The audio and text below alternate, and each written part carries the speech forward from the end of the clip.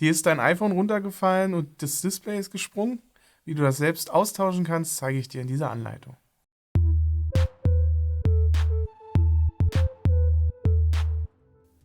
Für die Reparatur solltest du etwa 30 Minuten einplanen und sie ist etwas schwieriger, da das Display so stark verklebt ist. Das folgende Werkzeug benötigst du: einen Pentalob-Schraubendreher, einen Phillips-Schraubendreher, einen 3-Point-Schraubendreher, einen Saugnapf, ein Plektrum, eine Pinzette, einen Stahlspatel und einen Spatscher. Außerdem benötigst du noch einen Heißluftföhn, da das Display so stark verklebt ist. Die genannten Werkzeuge zusammen mit dem Ersatzteil und einer praktischen Magnetmatte findest du in unserem Reparaturset. Solltest du an einer Stelle nicht weiterkommen, nutze die bebilderte Anleitung auf unserer Internetseite. Dort hast du auch die Möglichkeit, über die Kommentarfunktion Fragen zu stellen. Viel Spaß bei der Reparatur! Bevor ich mit der Reparatur beginne, schalte ich das Gerät aus, damit ich keine Kurzschlüsse im Gerät verursachen kann. Bevor ich das Gerät öffnen kann, muss ich noch die beiden Pentalob-Schrauben, die links und rechts von der Ladebuchse liegen, entfernen.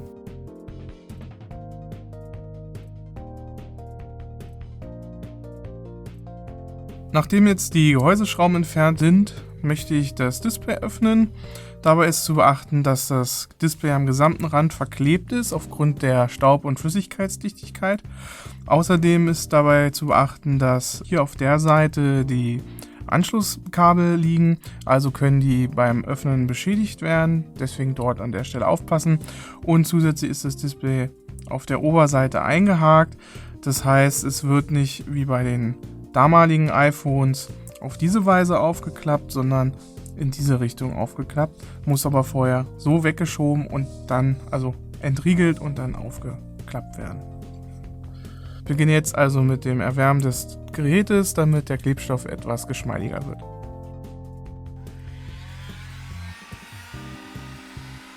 Ich benutze jetzt hier eine Heißluftpistole, aber ein gewöhnlicher Haartrockner reicht auch aus, um das Gerät ausreichend zu erwärmen.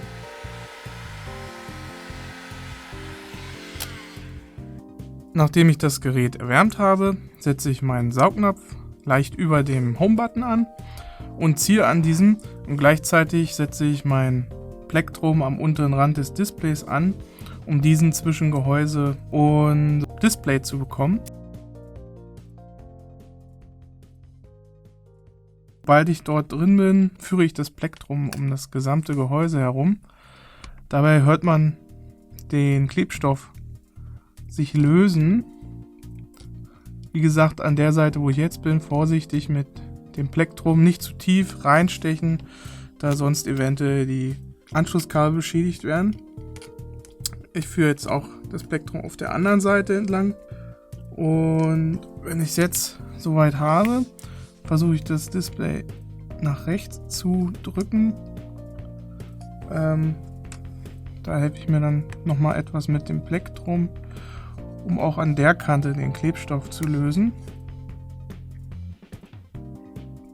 Das Ganze ist hier nicht so einfach wie bei den vorherigen iPhones, da Apple hier eine noch höhere Dichtigkeit erreichen wollte.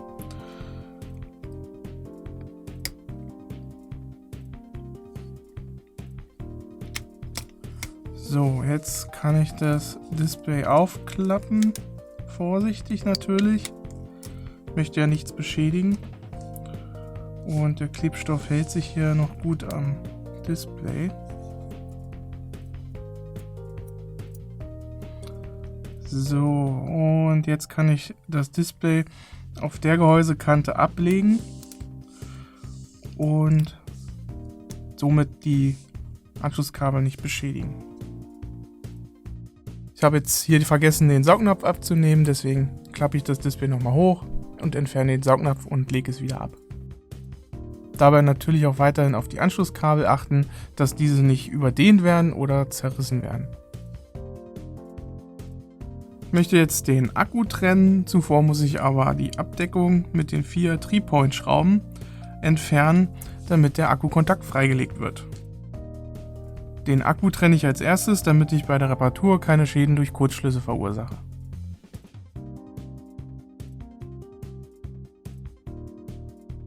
Jetzt kann ich das Blech entfernen, das den Akkukontakt und die Anschlüsse für das Display fixiert. Eventuell ist es ein bisschen angeklebt. Den Kontakt trenne ich vorsichtig mit dem Spatscher. Ich hake mit dem Spatscher unter den Kontakt und hebe diesen an. Als nächstes trenne ich mit dem Spatscher vorsichtig die Kontakte für das Display. Ich beginne dabei mit dem Kontakt für Touchscreen und Display und danach trenne ich den Kontakt für den Home-Button und den Fingerprint-Sensor. Als nächstes möchte ich den Kontakt für die Frontkamera und die Hörmuschel trennen. Auch diese ist wieder mit 2 Phillips-Schrauben und einem Blech gesichert.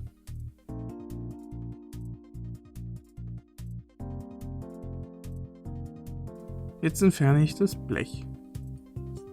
Danach trenne ich vorsichtig mit dem Spatscher den Kontakt. An dieser Stelle kann ich dann das komplette Display entfernen. Ich habe jetzt hier das neue Display, das ist noch versiegelt.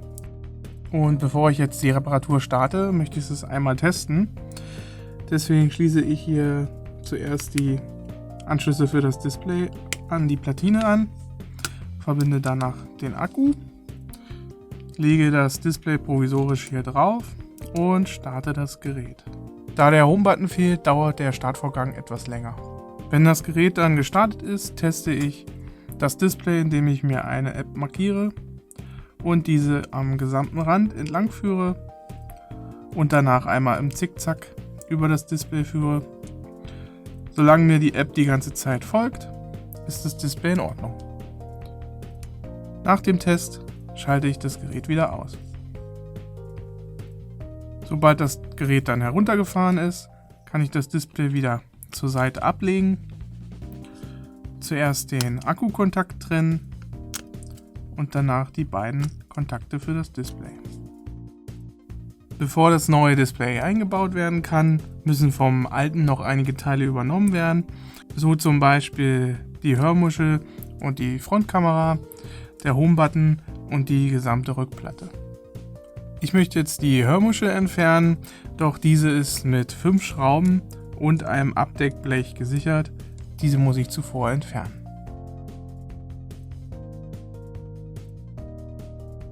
Die Schrauben sind unterschiedlich lang und sollten nicht vertauscht werden. Jetzt kann ich das Blech entfernen. Ganz wichtig dabei, unter dem Blech liegt gleich die Frontkamera. Die könnte man also mit wegziehen. Um die Hörmuschel dann herauszunehmen, muss ich noch die Frontkamera zur Seite legen und dann kann ich die Hörmuschel herausnehmen. Ich entferne jetzt die Frontkamera. Die ist an mehreren Stellen verklebt. Hier vorne sind zum Beispiel der Annäherungssensor und der Helligkeitssensor. Hier die Kontakte für die Hörmuschel.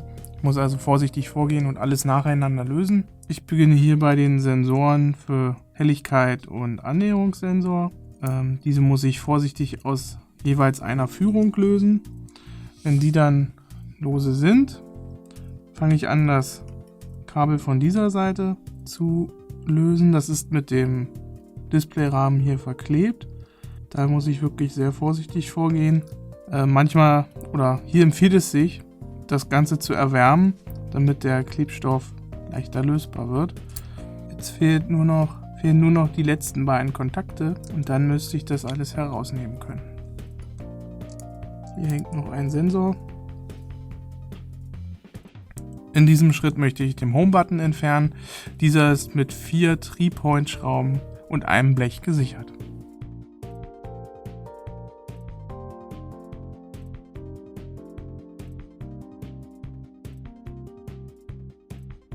Jetzt entferne ich noch das Blech und danach kann ich den Kontakt des Home-Buttons trennen.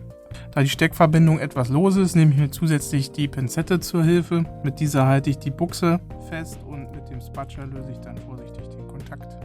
Jetzt muss ich das komplette Flexkabel des Home-Buttons vom Displayrahmen lösen, denn dieser ist mit dem Flexkabel verklebt. Hierfür gehe ich auch schrittweise mit der Pinzette oder dem Stahlspatel vorsichtig unter das Flexkabel. Auch in diesem Fall hilft Erwärmen, um den Klebstoff etwas lösbarer zu machen. Um den Home-Button jetzt komplett zu entfernen, muss ich diesen nach vorne aus dem Display herausdrücken. Deswegen hebe ich das Display etwas an und eventuell fällt er dann auch schon von alleine raus. Ansonsten drücke ich ihn heraus. Jetzt als letzten Schritt kann ich die Rückplatte entfernen. Diese ist mit 6 3-Point-Schrauben gesichert, die ich zuvor entfernen muss.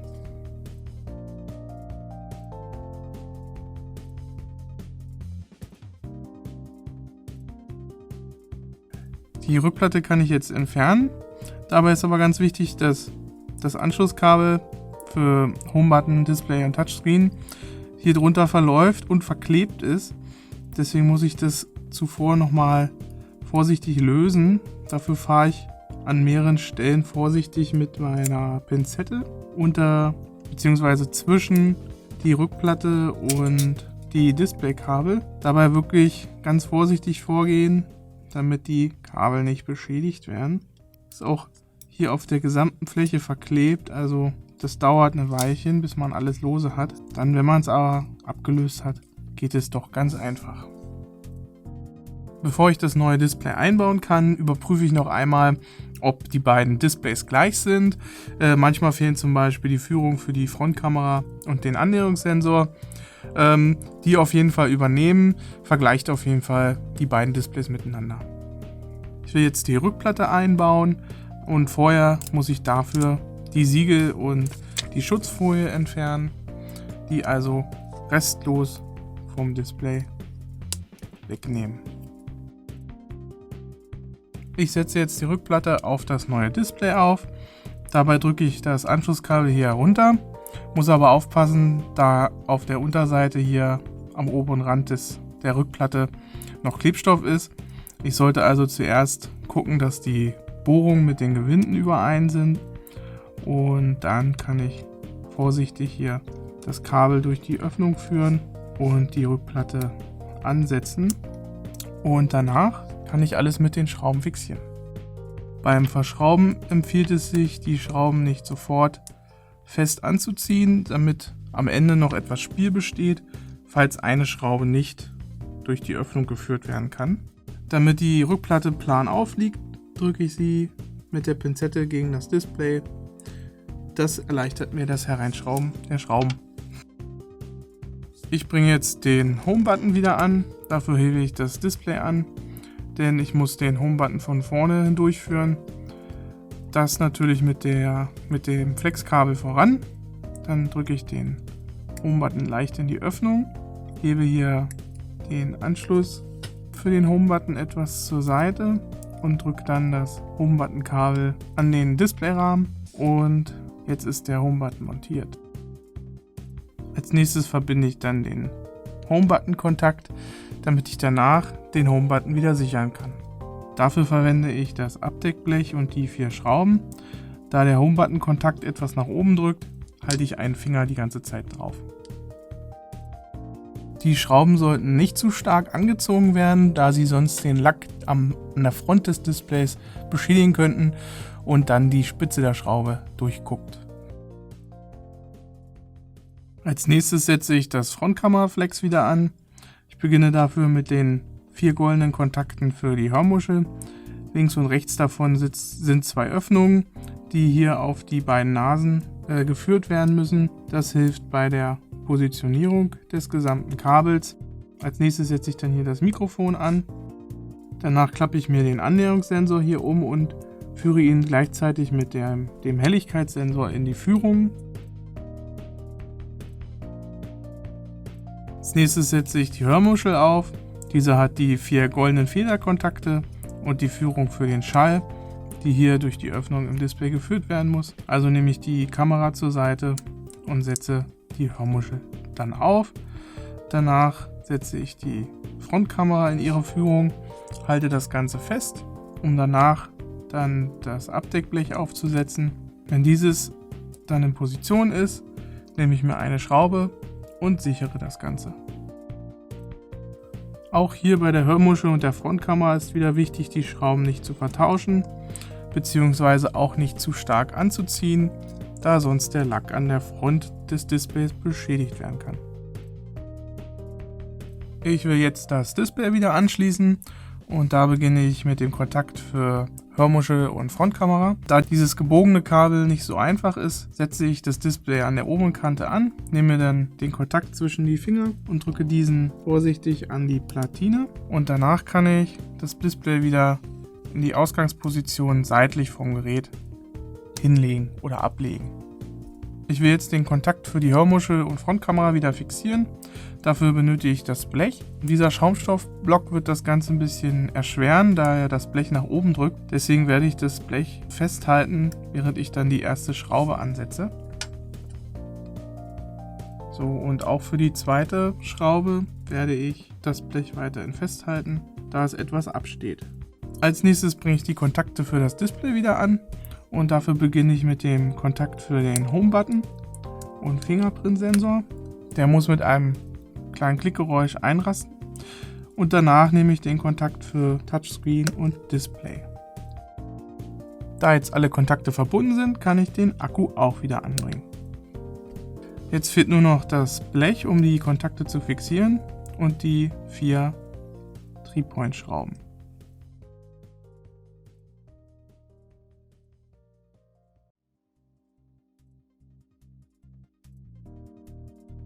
Ich kann jetzt das Display wieder anbringen, dabei nicht vergessen, dass die beiden Haken auf der Seite angesetzt werden müssen, bevor man das Gerät zuklappen kann. Also das Display erstmal rumklappen, dann hier oben einhaken und dann das gesamte Display einsetzen und einhaken lassen. Um die Reparatur dann abzuschließen, müssen nur noch die beiden Pentalobe-Schrauben links und rechts von der Ladebuchse angebracht werden. Zum Abschluss des Ganzen teste ich das Display, indem ich mir eine App nehme, die mit dem Finger über den ganzen Bildschirm schiebe, einmal am gesamten Rand entlang und dann im Zickzack über das Bild. Die App sollte immer dem Finger folgen, dann ist das Display auch in Ordnung. Dein iPhone ist jetzt repariert und ich hoffe, es hat dir Spaß gemacht. Wenn du an einer Stelle doch nicht weiterkommst, kontaktiere mich über die Kommentarfunktion oder auf iDoc.eu. Ich werde dir gerne helfen. In unseren How-To-Videos findest du viele Problemlösungen und Tipps und Tricks für dein iPhone. Schau dir die Videos an oder besuche uns auf Facebook. Wenn du kein neues Video verpassen möchtest, abonniere unseren Kanal. Bis zum nächsten Mal.